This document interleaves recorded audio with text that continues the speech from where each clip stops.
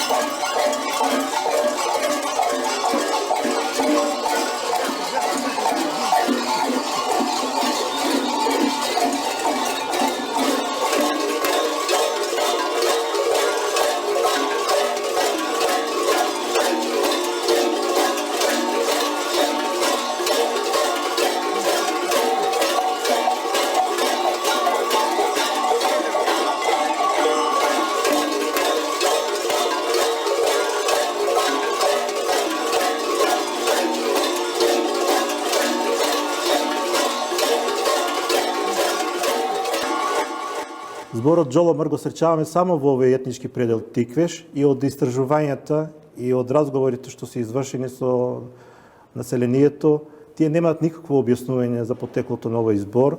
Нивното објаснување тоа така било и така останало. Исто така и етимологијата како наука нема никакво објаснување на зборот Џоломар.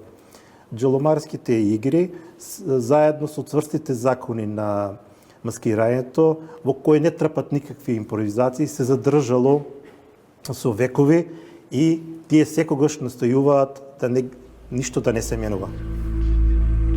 И ништо не се сменило. Обичајот се одвива по строго утврдени правила, онака како што го правеле луѓето некогаш. А се започнува ноќта меѓу 13 и 14 јануари, кога селската заедница почнува да живее поинаку од вообичаеното, кога се уриваат моралните норми и секојдневното станува несекојдневно. Овие ритуални игри започнуваат на 13 јануари наспроти Василица, наспроти 14 јануари. И тоа со палење на сред село огин, палат огин. Овој ритуал во најчиста изворна форма е задржан до ден денес во овие тиквешки села Ресава, Бегниште, Сопот и Дреново.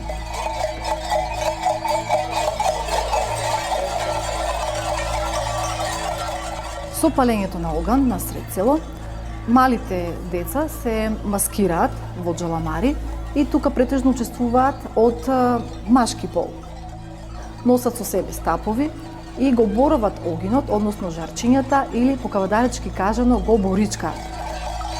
Со тоа што веруваат, односно се верувало дека ќе се раѓаат до година повеќе машки дечиња, односно верување за зголемување на плодноста. Палењето на огинот се манифестира со живот одавна и генеративна моќ на сонцето и е во тесна врска со полното созревање.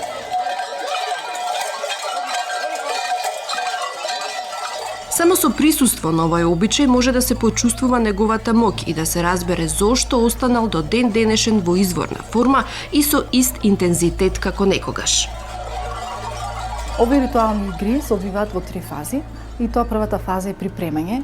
Припремањето го прават 1 месец пред ритуалот, понатаму дејството на самиот ритуал и крајот, односно завршетокот, третата фаза.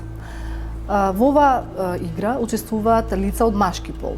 Претежно тоа се лица од 15 до 40 годишна возраст, луѓе кои што знаат да направат комични и драмски елементи да ни доловат во овие ритуали, со цел да се направи едно магиско дејство за да се избркат лошите сили.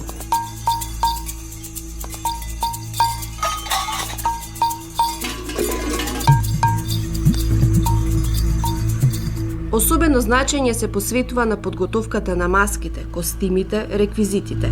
Секој учесник ги приспособил маската и костимот на својата улога, но главните маски никогаш не се менуваат. Во оваа група спаѓаат невестата, која е главната улога, понатаму зетот, бабата, старецот, попот, гатачот и сватовите. Всушност, групата ја сочинуваат од 15 до 20 лица.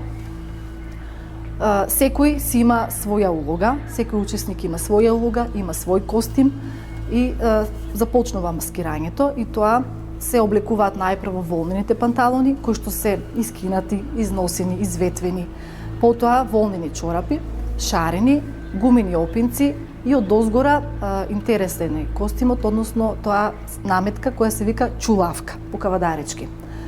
На грбот од позади ставаат слама за кога ќе се удираат со стаповите да не ги боле. Костимите и маските се од природен материјал. Костимите се претежно од волна, значи чулавката е од домашен шајак и таа може да биде црна, кафеава или темно-сива. Панталоните се исто така од волна. Брадата и мустачите се од волна, од овца. Додека интересно е да се каже тоа што лицата ги црнат со саџи од огништето за да изгледаат што пострашно. Реквизитите се од природен материјал и тоа се лејка, рачка од рало, бастун, вретено, стапови кои се заоблени на едниот крај и сето тоа представува еден фалусен символ кој ја потенцира плодната моќ кај населението. Најзвучен и најинтересен ефект во овие обреди се звонците, клопотарците, кои ги ставаат околу половината. Околу половината се става кожен каиш, ремен и на кожниот каиш се ставаат од 10 до 15 клопотарци. Всушност и тоа е главниот ефект во овој ритуал.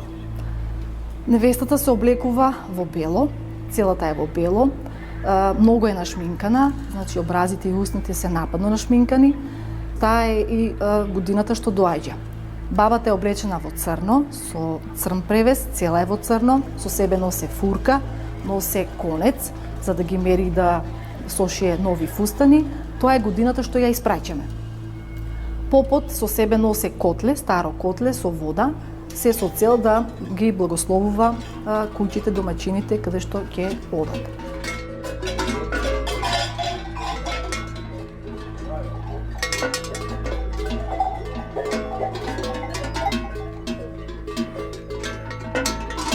Кога се лицата исцрнети и џоломарското рубо е облечено, доаѓа време да се разбуди заспаното село со силната врева од клопотарци, закачени на ремените.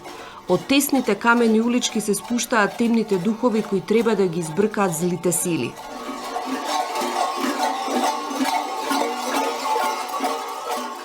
Тие започнуваат да одат од десно кон лево, го заобиколуваат селото, со тоа прават еден магиски круг, всушност за да го заштитат населението и земјоделските површини од злите сили во овие 12 некрстени денови.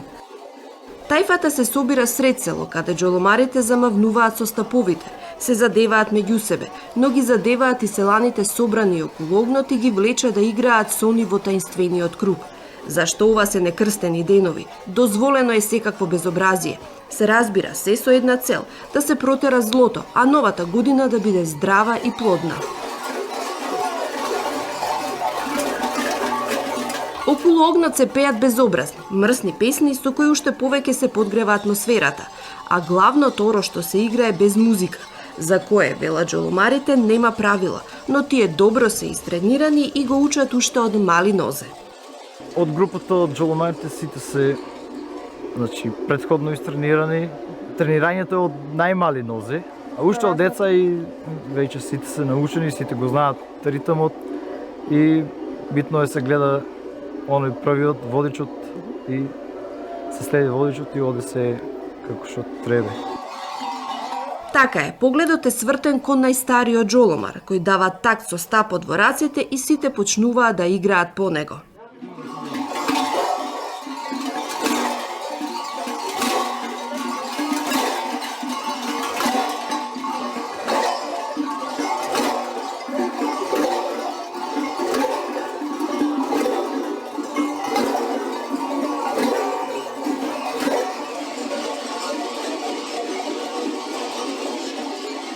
Оро по оро, шега по шега, полека се разденува. Но овде не завршува ритуалот. Туку продолжува со нова фаза – коледарење од куќа во куќа.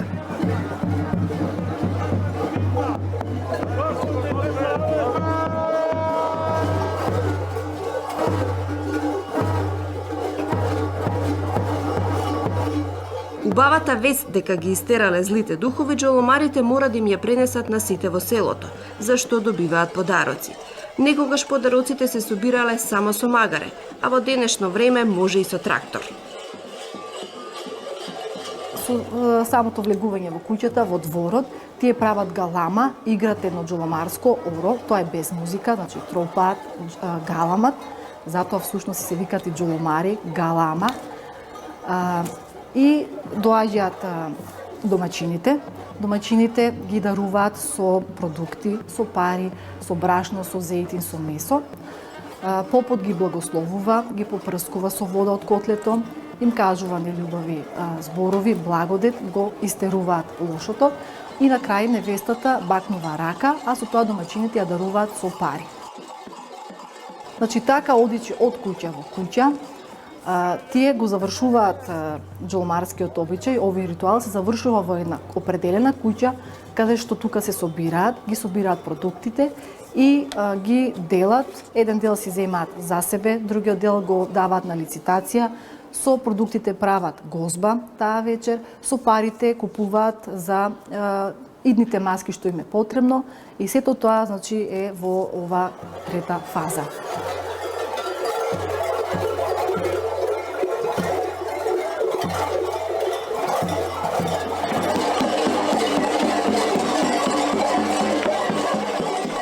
Ноќта на Василица се средуваат впечатоците од оваа година, но и се прават планови за следната. Опремата тешка повеќе од 20 кг. Станувањето рано пред мугрите, кога сите спијат, не е пречка за најмладите од кавадаречките села да продолжат да ја негуваат традицијата на џоломарите и со љубов да се грижат за џоломарската облека и редовно да ја обновуваат.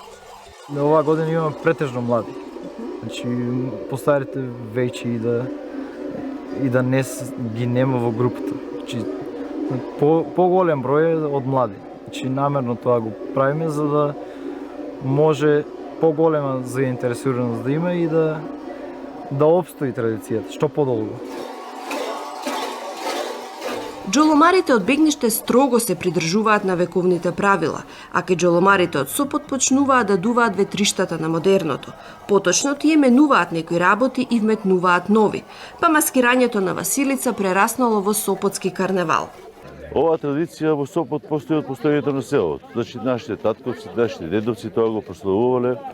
Порано било попримитивно, со облека која имале стара, се маскирале со делови од кожи, од овци, од јагниња, правеле маски и користеле звонците од кравите, од овците, од тоа што го имале во домашни услови.